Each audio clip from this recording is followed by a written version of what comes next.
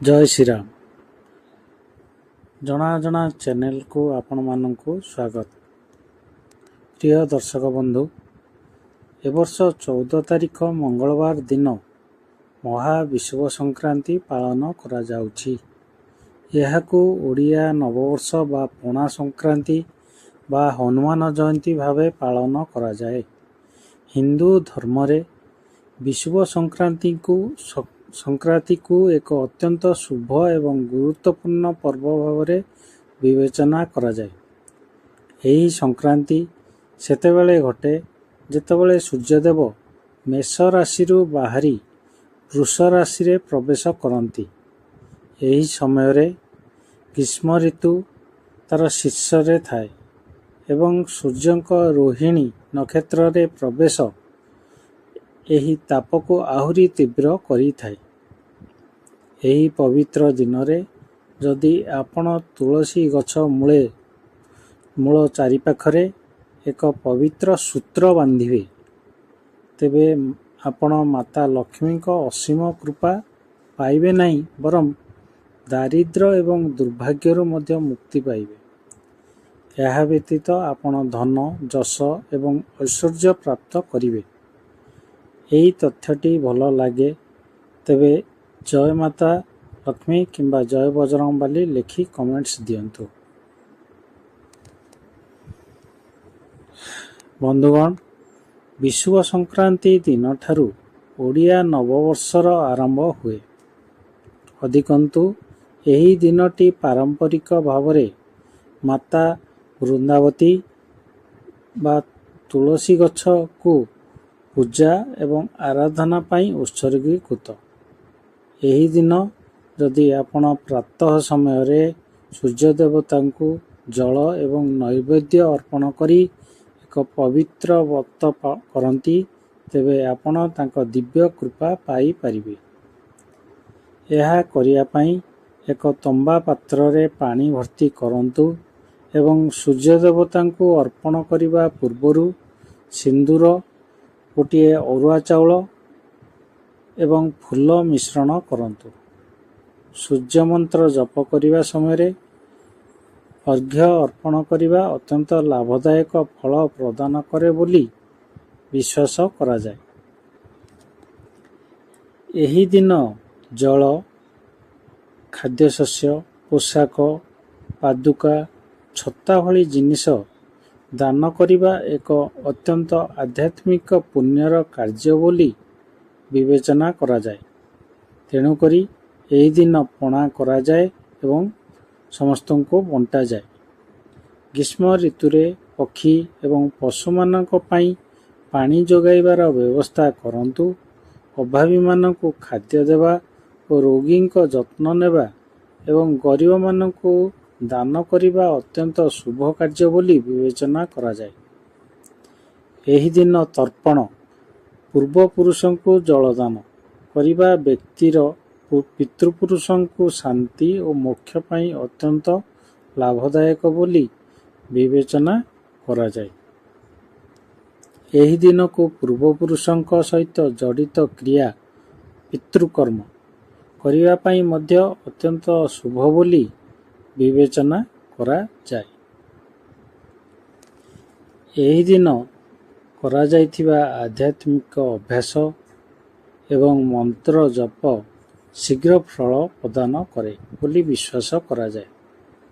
ବିଶେଷ କରି ସୂର୍ଯ୍ୟ ଦେବତା, ଭଗବାନ ବିଷ୍ଣୁ ଏବଂ ଭଗବାନ ଶିବଙ୍କ ଉଦ୍ଦେଶ୍ୟରେ ସମର୍ପିତ ମନ୍ତ୍ର ଜପ କରିବାକୁ ପରାମର୍ଶ ଦିଆଯାଇଛି। ଏହି ଦିନ ଗାଈମାନଙ୍କୁ ସବୁଜ ଚାରା ଖୁଆଇବା, ସେମାନଙ୍କୁ ସ୍ନାନ କରାଇବା, ଭକ୍ତି ସହିତ ସେମାନଙ୍କର ସେବା କରିବା ଅସାଧାରଣ ଆଧ୍ୟାତ୍ମିକ ପୁଣ୍ୟର କାର୍ଯ୍ୟ ଭାବରେ ବିବେଚନା କରାଯାଏ। ଏହି ଦିନ ବର୍ଷାରମ୍ଭ ହେଉଥିବାରୁ ଓଡ଼ିଆ ପରିବାରରେ ଦେବାଦେବୀଙ୍କ ଠାରେ ସ୍ୱତନ୍ତ୍ର ପୂଜା, ଭୋଗ, ହୋମ ଆଦି କରାଯାଇଥାଏ। ଏହି ସମୟରେ ସୂର୍ଯ୍ୟକିରଣ ବୃଦ୍ଧି ପାଇବା ସହ ହଜମ ଶକ୍ତି ମଧ୍ୟ ବୃଦ୍ଧି ପାଇଥାଏ। ଗରିଷ୍ଠ ଖାଦ୍ୟ ହଜମ ହେଉଥିବାରୁ ବୁଟ ଛତୁଆ ପରି ଗରିଷ୍ଠ ଖାଦ୍ୟ ପଦାର୍ଥ ଗ୍ରହଣ ପାଇଁ ଆୟୋଜନ ଥାଏ। ଦେହର ଅତ୍ୟଧିକ ତାପଶକ୍ତି ସମ ଅବସ୍ଥାକୁ ଆଣିବା ପାଇଁ ପଣା ପାନର ବ୍ୟବସ୍ଥା ମଧ୍ୟ ଅଛି।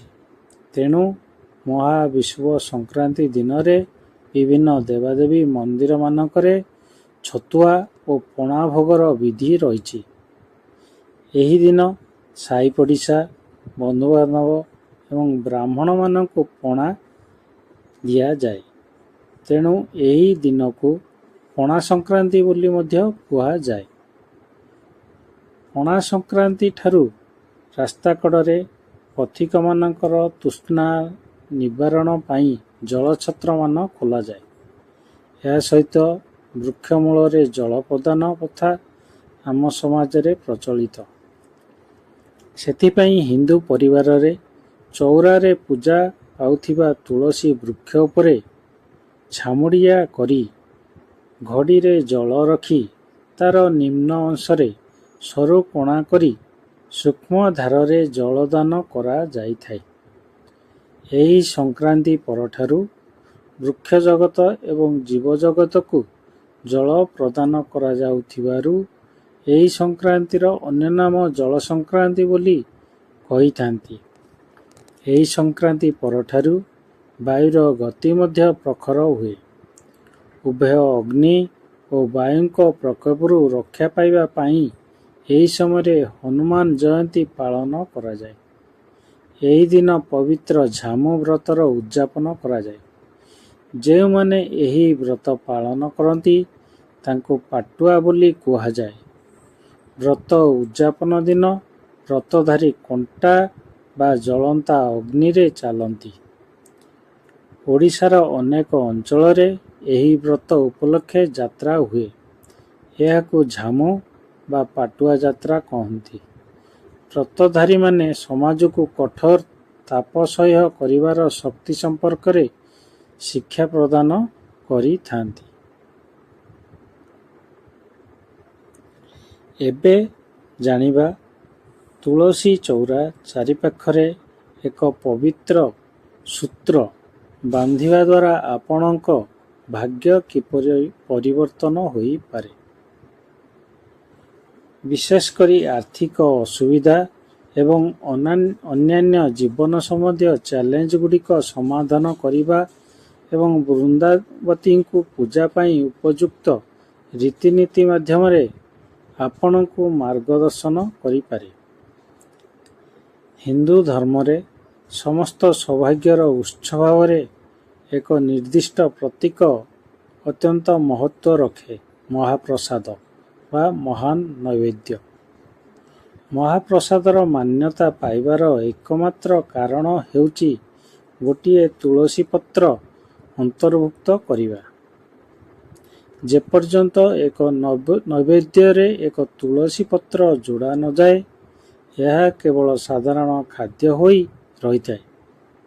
କିନ୍ତୁ ଯେତେବେଳେ ଏହା ଉପରେ ଏକ ତୁଳସୀ ପତ୍ର ରଖାଯାଏ ଏହା ତୁରନ୍ତ ମହାପ୍ରସାଦରେ ପରିଣତ ହୋଇଯାଏ। ସମସ୍ତ ସମୃଦ୍ଧି, ସୌଭାଗ୍ୟ ଏବଂ ସମସ୍ତ ରୋଗର ଆରୋଗ୍ୟ। ଶାସ୍ତ୍ର ଅନୁସାରେ ଯଦି ଆମେ ମହାବିଷୁବ ସଂକ୍ରାନ୍ତିର ପବିତ୍ର ଦିନରେ ନିଷ୍ଠାପର ଭକ୍ତି ଏବଂ ନିର୍ଦ୍ଦିଷ୍ଟ ରୀତିନୀତି ଅନୁସାରେ ମାତା ବୃନ୍ଦାବତୀଙ୍କୁ ପୂଜା କରିବା ତେବେ ଆମେ ଜୀବନର ସମସ୍ତ ପ୍ରମୁଖ ଆହ୍ୱାନର ସମାଧାନ କରିପାରିବା।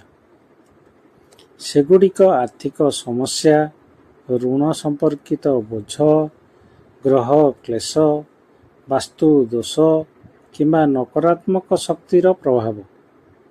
ତୁଳସୀ ଗଛ ତ୍ରିଦେବ ଭଗବାନ ବିଷ୍ଣୁ, ଭଗବାନ ବ୍ରହ୍ମା, ଭଗବାନ ଶିବଙ୍କର ଅନନ୍ତ ବାସସ୍ଥାନ।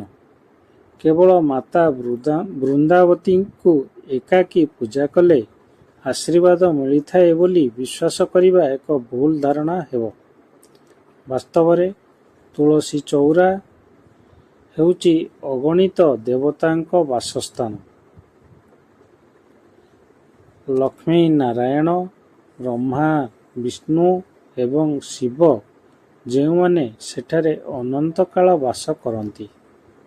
ତେଣୁ ଯଦି ଆପଣ ମହାବିଷୁବ ସଂକ୍ରାନ୍ତିରେ ଏହି ପୂଜାର୍ଚ୍ଚନା ଗୁଡ଼ିକ ନିଷ୍ଠାପର ଭକ୍ତିର ସହିତ କରନ୍ତି, ତେବେ ଆପଣ ନିଶ୍ଚିତ ଭାବରେ ତ୍ରିଦେବ ଏବଂ ସମସ୍ତ ସମ୍ପୃକ୍ତ ଦେବତାଙ୍କ ମିଳିତ ଆଶୀର୍ବାଦ ପାଇପାରିବେ। ଏହି ଦିନରେ ଏହି ନିର୍ଦ୍ଦିଷ୍ଟ ପୂଜାର୍ଚ୍ଚନା ଗୁଡ଼ିକ ନିଃସନ୍ଦେହରେ ଏକ ଶକ୍ତିଶାଳୀ ପ୍ରତିକାର। ଏହା ମଧ୍ୟ ଅତ୍ୟନ୍ତ ପରାମର୍ଶଦାୟକ ଯେ ଆପଣ ଏକ ଜୀବନକୁ ବାଧାମୁକ୍ତ ଏବଂ ଆଶୀର୍ବାଦର ପରିପୂର୍ଣ୍ଣ କରିବା ପାଇଁ ଏହି ଅଭ୍ୟାସକୁ ଆପଣଙ୍କ ଦୈନନ୍ଦିନ କାର୍ଯ୍ୟରେ ସାମିଲ କରନ୍ତୁ। ଆପଣଙ୍କୁ ସୂର୍ଯ୍ୟ ଦେବତାଙ୍କୁ ଆପଣଙ୍କର ଭକ୍ତି ପ୍ରଦାନ କରିବା ଉଚିତ। ଏହି ବିଶ୍ୱର ସମଗ୍ର ବ୍ରହ୍ମାଣ୍ଡ ପାଇଁ ଆଲୋକ ଏବଂ ଜୀବନର ଉତ୍ସ। ଉପଯୁକ୍ତ ମନ୍ତ୍ର ପାଠ କରିବା ସମୟରେ ସୂର୍ଯ୍ୟ ଦେବତାଙ୍କୁ ଆପଣଙ୍କର ପ୍ରାର୍ଥନା କରନ୍ତୁ। ଏହି ପୂଜାର୍ଚ୍ଚନା ପରେ ଆପଣ ମାତା ବୃନ୍ଦାବତୀଙ୍କୁ ଏକ ନୈବେଦ୍ୟ ଅର୍ପଣ କରିବା ଉଚିତ। ମାତା ବୃନ୍ଦାବତୀଙ୍କୁ ସମର୍ପିତ ନିର୍ଦ୍ଦିଷ୍ଟ ମନ୍ତ୍ର ମହାପ୍ରସାଦ ଜନନୀ, ସର୍ବ ସୌଭାଗ୍ୟ ବର୍ଦ୍ଧିନୀ ଆଦି ହର ନିତ୍ୟ ତୁଳସୀ ଜପ କରିବା ସମୟରେ ତାଙ୍କୁ ଏକ ଛୋଟ ମିଶ୍ରି ଅର୍ପଣ କରନ୍ତୁ। ଯଦି ଆପଣ ଏହି ନିର୍ଦ୍ଦିଷ୍ଟ ମନ୍ତ୍ର ଜପ କରିପାରିବେ ନାହିଁ, ତେବେ ଆପଣ କେବଳ ଭଗବାନ ଲକ୍ଷ୍ମୀ ନାରାୟଣଙ୍କୁ କିମ୍ବା ମାତା ବୃନ୍ଦାବତୀଙ୍କୁ ପ୍ରତିମା କିମ୍ବା ପ୍ରତିମୂର୍ତ୍ତିକୁ ଆପଣଙ୍କର ପ୍ରାର୍ଥନା କରିପାରିବେ।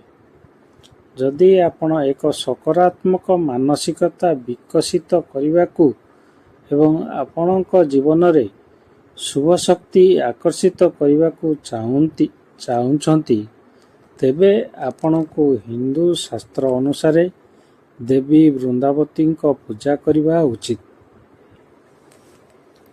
ଏହି ପୂଜାର ମହିମା ଏବଂ ମହତ୍ତ୍ୱ ପ୍ରକୃତରେ ଅସୀମ। ଏହି ନିର୍ଦ୍ଦିଷ୍ଟ ବିଧିଗୁଡ଼ିକ ପାଳନ କରିବା ଦ୍ୱାରା ମାତା ବୃନ୍ଦାବତୀ, ମାତା ମହାମାୟା କିମ୍ବା ଭଗବାନ ନାରାୟଣଙ୍କ ଆଶୀର୍ବାଦ ପାଇବା ପାଇଁ ଆପଣ ଦେଖିବେ ଯେ ଭଗବାନ ଲକ୍ଷ୍ମୀ ନାରାୟଣ ଦେବୀ ବୃନ୍ଦାବତୀଙ୍କ ସହିତ ଅତ୍ୟନ୍ତ ପ୍ରସନ୍ନ ହୁଅନ୍ତି। ତେଣୁ ପ୍ରଥମ ପଦକ୍ଷେପ ପାରମ୍ପରିକ ନୀତି ଅନୁସରଣ କରି ସୂର୍ଯ୍ୟ ଦେବତାଙ୍କୁ ଜଳ ଅର୍ପଣ କରିବା ଏବଂ ତାପରେ ଦେବୀ ବୃନ୍ଦାବତୀଙ୍କୁ ପୂଜା କରିବା। ଆପଣ ସିନ୍ଦୁର ଅର୍ପଣ କରିବା ଉଚିତ। ପ୍ରକୃତରେ ସିନ୍ଦୁର ନୈବେଦ୍ୟ ବିନା ପୂଜା ଅସମ୍ପୂର୍ଣ୍ଣ ରହିଥାଏ। ଯଦି ଆପଣ ଦେବୀ ବୃନ୍ଦାବତୀଙ୍କୁ ଏକ ବସ୍ତ୍ର ଅର୍ପଣ କରିବାକୁ ସକ୍ଷମ ହୁଅନ୍ତି, ଦୟାକରି ବିନା ଦ୍ୱିଧାରେ ତାହା କରନ୍ତୁ।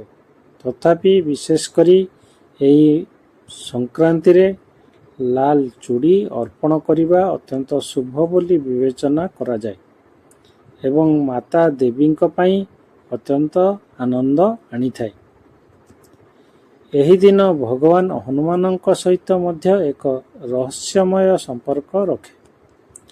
ଏହି ଦିନ ମର୍ତ୍ତ୍ୟ କ୍ଷେତ୍ରରେ ପ୍ରଚୁର ପରିମାଣରେ ସକାରାତ୍ମକ ଶକ୍ତି ଏବଂ ଆଧ୍ୟାତ୍ମିକ ଶକ୍ତି ପରିପୂର୍ଣ୍ଣ। ତେଣୁ ଏହି ଦିନ ପାଇଁ ପ୍ରାଥମିକ ଆବଶ୍ୟକତା ହେଉଛି ଦୁଇଟି ଲାଲ ଚୁଡ଼ି ଏବଂ ଏକ ମାଟିର ଦୀପ। ଆପଣ ଦୀପକୁ କିଛି ଅରୁଆ ଚାଉଳ ଉପରେ ରଖିବା ଉଚିତ ଏବଂ ତା ପାଖରେ ଦୁଇଟି ଚୁଡ଼ି ରଖିବା ଉଚିତ।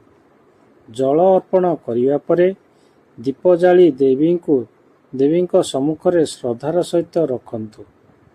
ଦୀପ ପାଖରେ ଧୂପକାଠି କିମ୍ବା ଧୂପ ଅର୍ପଣ କରନ୍ତୁ। ଏହାପରେ ନିମ୍ନଲିଖିତ ମନ୍ତ୍ର ଉଚ୍ଚାରଣ କରି ଦେବୀ ବୃନ୍ଦାବତୀଙ୍କୁ ଚୁଡ଼ି ଯୋଡ଼ିକ ଅର୍ପଣ କରନ୍ତୁ। ସର୍ବଭୂତେଷୁ ମାତୃରୂପେଣ ସଂସ୍ଥିତା ନମସ୍ତସ୍ୟୈ ନମସ୍ତସ୍ୟୈ ନମସ୍ତସ୍ୟୈ ନମୋ ନମଃ। ମାତାଙ୍କ ରୂପରେ ସମସ୍ତ ପ୍ରାଣୀ ମଧ୍ୟ ବାସ କରୁଥିବା ଦେବୀଙ୍କୁ ନମସ୍କାର। ଆପଣ ଆପଣଙ୍କ ସାମର୍ଥ୍ୟ ଅନୁସାରେ ମିଠା ଭୋଗ ମଧ୍ୟ ପ୍ରଦାନ କରିପାରିବେ। ଶେଷରେ ଦେବୀ ବୃନ୍ଦାବତୀଙ୍କ ପବିତ୍ର ତୁଳସୀ ଗଛ ଚାରିପାଖରେ ଏକ ପରିକ୍ରମା କରନ୍ତୁ। ଯେତେବେଳେ ଆପଣ ଏହା ଚାରିପାଖରେ ଧୀରେ ଧୀରେ ଚାଲିବେ, ଏହି ପ୍ରାର୍ଥନା କରନ୍ତୁ ଯେ, ହେ ମାତା ବୃନ୍ଦାବତୀ, ଦୟାକରି ମୋତେ ମୋର ସମସ୍ତ ଆର୍ଥିକ ଅସୁବିଧା, ପରିବାର ସମ୍ବନ୍ଧୀୟ ସମସ୍ୟା ଏବଂ ମୁଁ ସମ୍ମୁଖୀନ ହେଉଥିବା ଅନ୍ୟ ସମସ୍ତ ସମସ୍ୟାରୁ ମୁକ୍ତି ପ୍ରଦାନ କରନ୍ତୁ। ଆପଣମାନେ ଦେଖିବେ ଯେ ମାତା ବୃନ୍ଦାବତୀଙ୍କ କୃପା ଦ୍ୱାରା ଆପଣଙ୍କ ପ୍ରାର୍ଥନା ଶୀଘ୍ର ଈଶ୍ୱରଙ୍କ ପାଖରେ ପହଞ୍ଚିବ ଏବଂ ଆପଣଙ୍କର ପ୍ରତ୍ୟେକ ଇଚ୍ଛା ପୂରଣ ହେବ। ପ୍ରକୃତରେ ଏହା ହେଉଛି ସେହି ଉପଚାର ଯାହା ଆପଣଙ୍କୁ ଆପଣଙ୍କ ଜୀବନକୁ କଷ୍ଟ ଦେଉଥିବା ବିଭିନ୍ନ ସମସ୍ୟାରୁ ମୁକ୍ତି ପ୍ରଦାନ କରେ। ଯଦି ଏହି ତଥ୍ୟଟି ଭଲ ଲାଗେ, ତେବେ ଜୟ ମାତା ଲକ୍ଷ୍ମୀ କିମ୍ବା ଜୟ ବଜରଙ୍ଗବାଲି ଲେଖି କମେଣ୍ଟସ୍ କରନ୍ତୁ। ଲାଇକ୍ ମଧ୍ୟ କରନ୍ତୁ। ଯଦି ଚ୍ୟାନେଲଟିକୁ ସବସ୍କ୍ରାଇବ୍ କରିନାହାନ୍ତି, ତାହେଲେ ତୁରନ୍ତ ସବସ୍କ୍ରାଇବ୍ କରିନେଲେ ଆପଣଙ୍କୁ ଭଲ ଭଲ ତଥ୍ୟଗୁଡ଼ିକ ପ୍ରଦାନ କରାଯିବ। ଧନ୍ୟବାଦ। ଜୟ ଜଗନ୍ନାଥ। ଜୟ ବଜରଙ୍ଗବାଲି କି ଜୟ।